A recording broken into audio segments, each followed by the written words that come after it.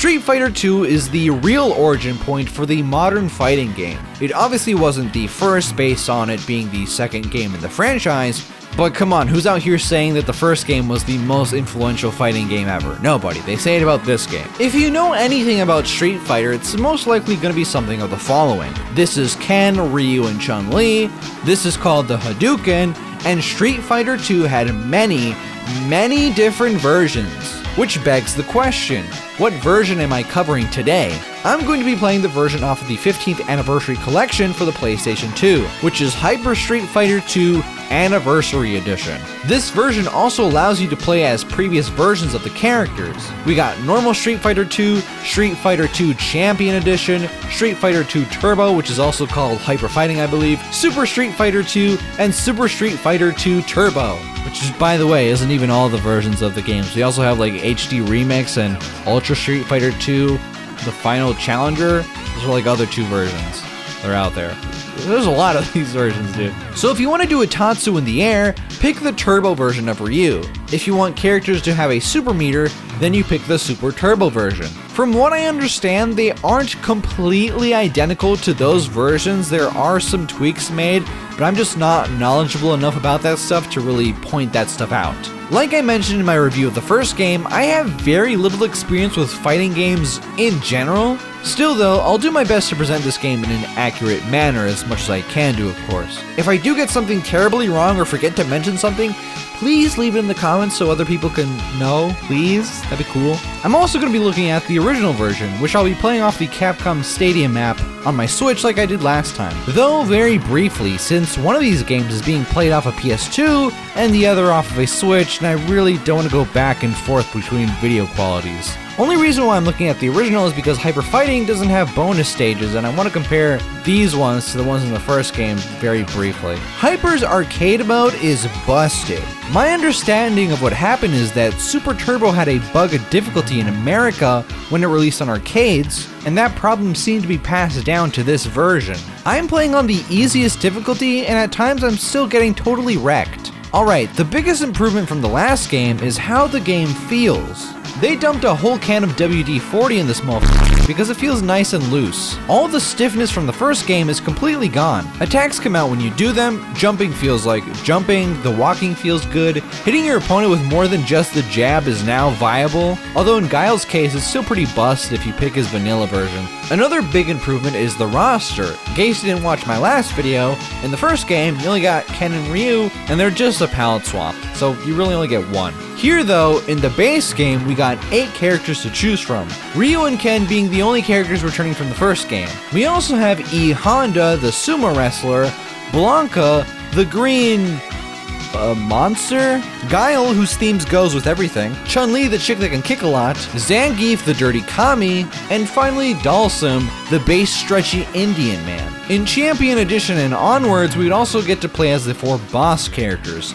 Balrog the boxer, that is totally not Mike from the first game, Vega, the worst character in the game, Sagat, who is also returning from the first game, now sporting a large scar where Ryu's Shoryuken totally hit him last time. Yeah, I totally hit him with the Shoryuken last time. Looks like he also got corrective knee surgery, which is good. I'm glad he did that. It's good for him. And finally, M. Bison, which is totally not Mike Tyson. Wait. So originally, Balrog was named M. Bison, Vega was named Balrog, and M. Bison was named Vega. They switched the names around most likely to avoid any legal troubles with Tyson, because this guy is just straight up Mike Tyson. There's no hiding it. This guy's Iron Mike. Oh, but that's not even all the characters we get. We also get 4 new ones with the release of Super and Super Turbo. Cammy, the British lady that looks very cool. JD, the base Jamaican man. Fei Long, which is the Bruce Lee homage. And T-Hawk, the Mexican native man. Not to start throwing stones, or anything like that. But T-Hawk resembles more of an American Indian look than what you would think of as a Mexican native looking guy, you know? Why isn't this man an Aztec? Or something like that, you know? Not to say there aren't people that would look like that in Mexico, but that's not what you think of when you think Mexican native people, you know?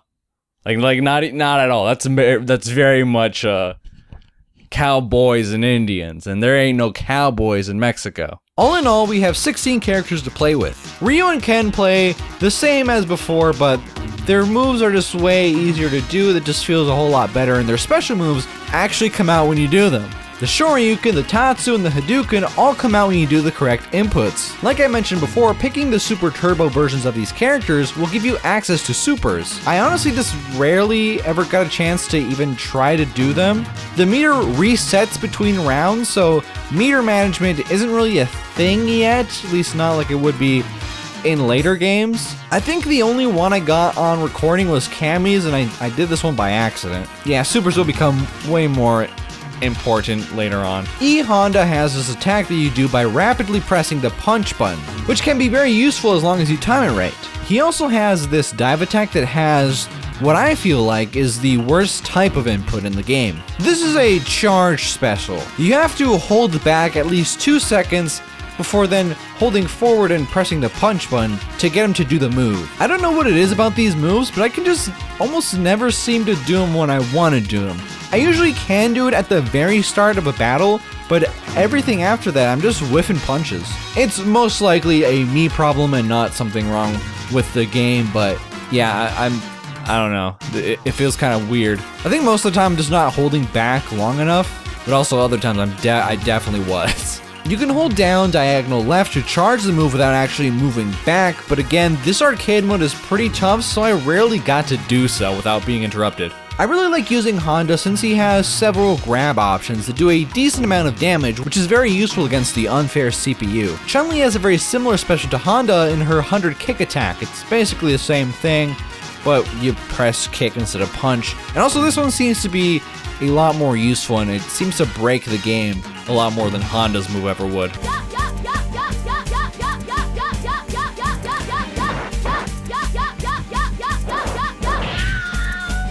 Yeah, it also just looks cooler if you know what I mean. She also has this Tatsu-like move, which is also very cool, and this fireball, which the manual doesn't tell you how to do for some reason. I'm pretty sure she only gets this in the Super Turbo version of the game, so maybe that's why it's not in the manual, because it's not universal to the character. I mean, they could just like put like it's not only Super Turbo or whatever, but yeah, okay. So if I end up missing one of the character's special moves, it's because it's just not in the manual. Oh, and the fireball also looks really cool. I really don't use Chun all that often. Her movements feel just off to me. Her punches feel a bit too short range for my liking.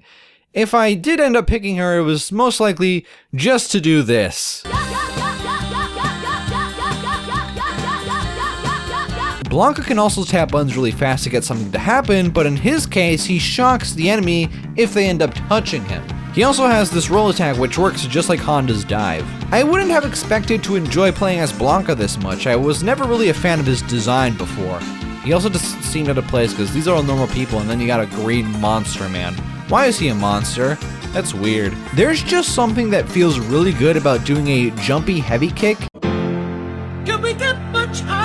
into a crouching heavy kick for the sweep. It's very simple combo. I don't even think you can call it a combo, but it just feels really good to do. He also has this grab which is very animalistic, which suits his character. He also doesn't seem to be able to chain punches and kicks as easily as other characters do, which I don't know if that was like an intentional thing because he's like a beast, like not really intelligent or whatnot. I don't know. Does he have a brain? I mean, his ending, he's like talking to his mom or whatever, so I guess he can't communicate. Zangief has this useful spinning thing going on, which looks pretty dumb, but it can be very useful if timed correctly. It leaves you kind of open when it finishes, and it doesn't last that long, so you can't just spam this thing repeatedly, but if used correctly, it is very useful. He also has this pile driver move, which involves you doing a 360 motion with the stick, which I would have assumed would have just made you jump, but it's honestly not that hard to do. You just have to be close enough to the opponent. He also has this green hand thing, which I'm pretty sure gets rid of projectiles. I think that's what it's like for. I don't know.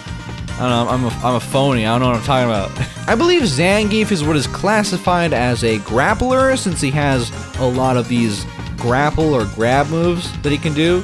which are all really fun. They're pretty easy to pull off. It's usually just like holding heavy punch or medium punch and then one of the directions. You know, pretty easy to do, pretty decent payoff. He's another character that I just would not have expected to like this much, but it just feels really good. Especially his grabs, they just feel good to do. He has decent range, and although he moves pretty slow, it doesn't take that much to knock out the opponent with him. Guile has the classic Sonic Boom, another charge move, and his Flash Kick, which is also another charge move. Both are fine, I guess. I do like how he says Sonic Boom, though. It just totally does not fit with his design at all. Sonic Boom! But I just like it. It's cool. I don't care that much for Guile, and I honestly couldn't tell you why. I just don't really like how he feels. I do believe his vanilla version has like the best jab in the game. You can like dizzy people into dizzy with the jab if you're like close enough, if you do it right. It's crazy.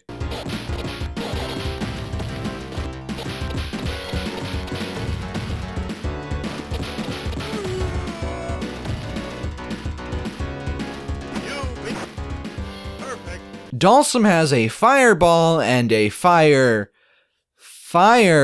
He can also teleport, but the manual doesn't tell you how to do so I don't know how to do it. Dhalsim is a character that I would pick if I was getting zoned out by the opponent, since his normal attacks stretch farther than every other characters do, because he's a stretchy-based Indian man. It wasn't a guaranteed victory or anything, especially when Ryu is punishing me by punching my kicks and punches.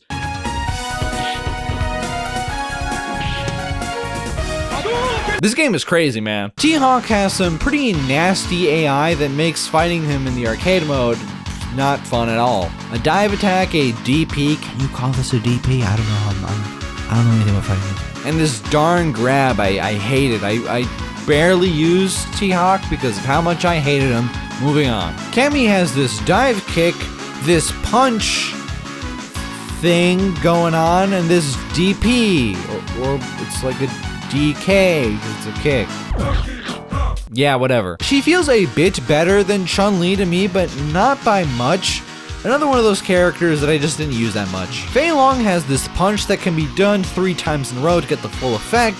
The first animation reminds me of the 1-inch punch, which I don't know if that's what I was going for, but it just reminds me of that. He also has this Tatsu-like move that is very annoying if you're fighting him in the arcade mode, because he does it a lot. I really like using him for his kicks. As someone that used to practice Taekwondo, I appreciate that you can use this kick for poking. It just kind of feels right to me, you know, it makes sense in my brain.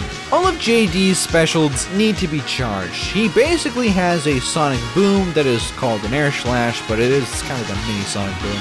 This kick and his machine gun uppercut, this one is like the coolest thing ever. I don't know how useful it actually is, but it looks cool as hell, and it sure is great for demoralizing the opponent. And by the opponent, I mean me when I'm fighting him in the arcade. I couldn't get a good feel for JD, sadly. He looks like one of those characters that'd be really good if you know how to use him, but he just never clicked for me. Balrog is kind of boring. All of his stuff are just punches.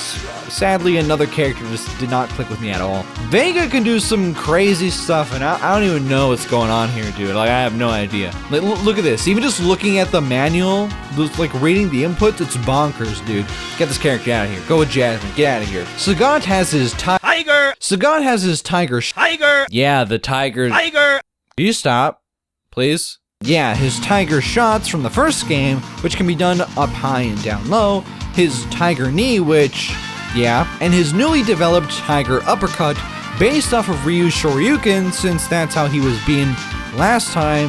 100% for real. It's also probably his best special. It can do some pretty crazy damage at times. Bison has some pretty annoying stuff going on with his Psycho Crusher and his knee and head press. It's stupid, but he is a boss character, so I guess it makes sense. Now, special moves come out differently if you do the heavy, medium, or light punch or kick when you do them. For example, E Honda's dive will not go as far or as fast if you do it with a light punch compared to if you do it with a heavy punch. It's very different, which is very useful in certain situations, like if you're using the Hadouken. You want to mix up your opponent. You might want to like start throwing out some slower ones, so you know, you might try to jump over it, but then I jump too early if you do a slower one, stuff like that. So there's definitely some depth to having it work differently that was not in the first game at all.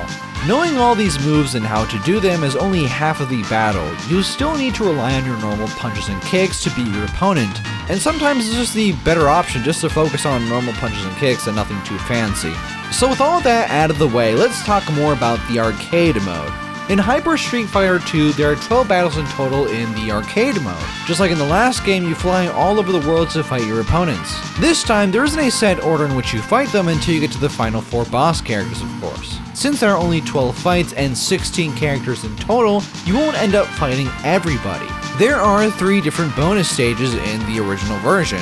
The car destruction one, the barrel hitting one, and the one where you hit other kind of barrels. Those are back to back too, that's funny. I think these are way better than the ones in the first game. They aren't just as inconsequential since they're just there for points, but I like these a lot more. The car destroying one is iconic and silly, I love it. So combos are a thing in this game, and this was something brand new to fighting games is my understanding of it. I've heard 2 different accounts of how this came to be.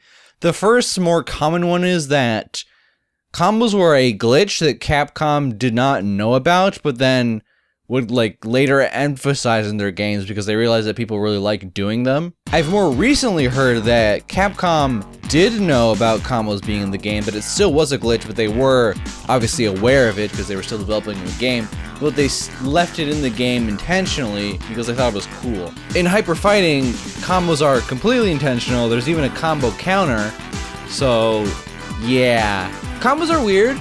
As someone who hasn't had that much experience with fighting games, specifically more traditional ones, the combo window is very tight, like almost unnecessarily so. Like I could hit somebody 4 times in a row, and I would get a 0 combo out of it, which just seems weird to me. It's got to be in rapid succession, like really rapid succession, and there's some other thing that needs to happen, but I'm not even really sure what it is. I don't know, I think if I'm hitting the person within a really close window, it should count, but here it's if you wait half a second between hits, it's gone, you know? It's weird. Interesting, though. This is a game that made combos. Very influential, obviously. So, what else can I really say about this game? Well, for starters, some characters seem to be a lot more difficult than others in the arcade mode. Again, I'm playing this on the lowest setting, and they still have perfect reaction time to some of my moves. Ryu and Ken might be some of the worst because of just how much they spam moves at you.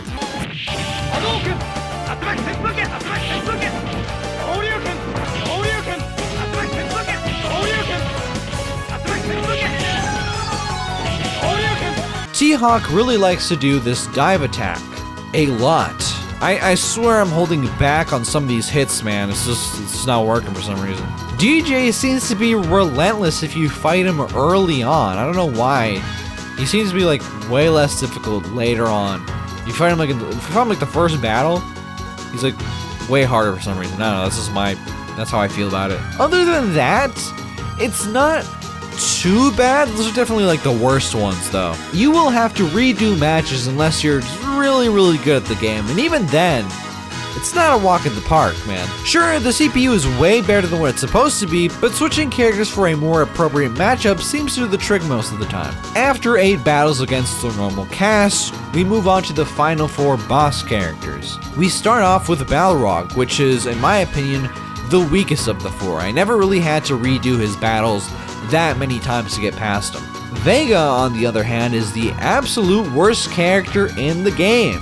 He is so unfair, jumping around everywhere, hitting you with his claw, which gives him a longer range than what you will have. Being a fucking fat, it sucks, man. I don't know if they removed it from this version or if it didn't happen just because I was playing on the lowest difficulty, but in the original version, he'll cling onto the cage, and doing so means you can't hit him, and then he'll do a dive bomb attack after that, which is really hard to avoid. It is truly the hardest fight in arcade mode, without a doubt. Definitely going to have to spend a lot of quarters on this man if you're playing the actual thing. Luckily, I just have to press start, and I get to play again. After that, we fight Sagat, which isn't as hard as he was in the last game, but he's also no pushover. His tiger uppercut can do some nasty damage. Finally, we have M. Bison himself. He honestly isn't that crazy, especially since we just fought Vega, so, you know, maybe that makes him seem even less of a threat. He still does have some nasty attacks like I mentioned before, but it does feel fair, unlike Vega. Every character has their own ending. I'm not sure which is supposed to be the canonical ending, but it's most likely going to be Ryu's, where he just ditches the place before the award ceremony can even start, and everybody's like, where's Ryu? I didn't get all of the endings on footage because this game is very hard and I didn't want to have to play through it 16 times just to show like a 2-second footage of it, so I'm just going to mention them all real quickly. Chun-Li avenged her father's death by stopping Bison. Cammy discovers that Bison loves her and that they used to be lovers before she had an accident that wiped her memories. But then her buddies are like, nah, he lying. And then that's the ending. It's like the most bizarre ending ever. I have no idea who to believe or not to believe. Guile is prepared to kill Bison to avenge his friend Charlie, but then his wife and daughter show up and convince him not to do it. Ken marries his girlfriend. Fei Long gets offered a movie deal but turns it down, saying that there can never be another legend like the Great One and his son, referring to Bruce and Brandon Lee. Sagat regains his title as World's Strongest and is preparing for the day where he has to fight Ryu again. Blanca runs into his long-lost mother, and it turns out that he fell out of a plane as a kid or something and he ended up in Brazil. I don't know why that made him green though. His real name is Jimmy, by the way, which I don't know if that's better. Honda eats food with his students. Vega breaks his arm from all the jerking off he does. Balrog is just very happy that he has won and he gets some cute babes out of it. Dalsum goes home to his family. Zangief dances with fucking Gorbachev. Wasn't expecting that. DJ went on to make some new music and it was very successful. T-Hawk reconstructs the lands that Bison took and destroyed that used to belong to his people. And Bison's ending has him dominating the world. Oh, and Akuma's ending isn't really anything at all. Yeah, baby, Akuma's a secret character in this game. You gotta pick Super Turbo, then hover over Ryu for 1 second, then a T-Hawk for 1 second, then Guile for 1 second, then Cammy for 1 second, and then back to Ryu for 1 second, hold start, and press all 3 punch buttons at the same time or close proximity to each other, and there you go. He's so secretive that we don't even get a portrait or a name on display.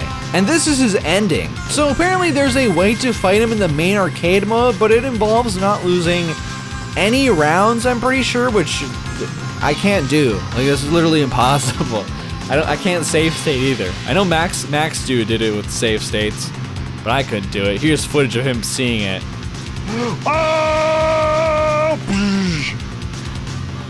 Bison is dead. Yeah, that was crazy. I wish I could do that for the video. Yeah, that's pretty much it. This game is fantastic. It set the bar for every fighting game coming after it. That's right, what Super Mario Bros. Did for the 2D platformer, Street Fighter 2 did for the fighting game genre. It's an absolute classic and deserves its spot amongst the greats. Thank you all for watching. Hope you all enjoyed this this video. We got to the 300 views. What's up with my hair, dude?